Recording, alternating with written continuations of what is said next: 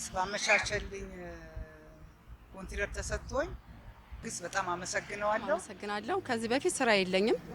መንግስታችን በሰጠኝ ወረዳይ በሰጠኝ ቦታ ሰርቼ እግዚአብሔር ይመስገን ተለውጬ ልጆችን እያስተማርኩኝ እያበላው ቤተሰብ እየመራው እገኛለሁ።